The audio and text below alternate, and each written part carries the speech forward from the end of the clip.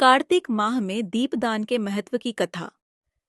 कार्तिक माह में दीपदान करने से स्त्रियों एवं पुरुषों द्वारा जन्म से लेकर अब तक अर्जित पाप नष्ट हो जाता है। इस विषय में एक प्राचीन कथा है। प्राचीन काल में द्रविड़ देश में बुद्ध नामक एक ब्राह्मण निवास करता था। उसकी पत्नी बहुत दुष्टा और दुराचारी थी।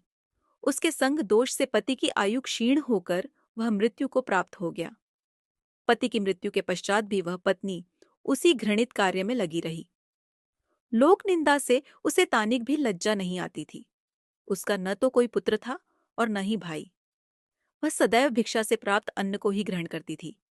वह अपने हाथ से बनाए हुए शुद्ध भोजन को भी न खाकर मांगकर लाए गए बासी भोजन को ही करती थी। वह धर्मस्थल से भी सदा दूर रहती थी और न ही कभी उसने मंदिर आदि में जाकर कथा प्रवचन ही सुना था। एक दिन कुत्सन नामक एक विद्वान ब्राह्मण भ्रमण करता हुआ वहां आया।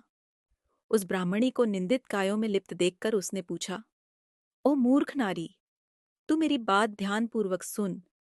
यह शरीर पानी के बुलबुले की भांति है। एक दिन इसका नष्ट होना निश्चित है। यदि तू इस अस्थिर शरीर को स्थायी मानती है तो अपने मन में बैठे इस मोह का तू विचारपूर्वक त्याग कर दे।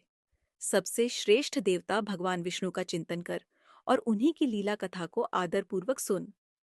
कार्तिक माह आने पर भगवान दामोदर को प्रसन्न करने के लिए स्नान दान आदि करके दीपदान दे और भगवान विष्णु की परिक्रमा करके उन्हें प्रणाम कर। यह व्रत विधवा और सौभाग्यवती सभी स्त्रियों के करने योग्य है। इससे समस्त पापों एवं उपद्रवों का नाश हो जाता है। तू मेरी बात मानकर निश्चित ही कार्तिक में दीपदान कर। इससे तू निश्चित रूप से भगवान विष्णु की कृपा प्राप्त कर लेगी।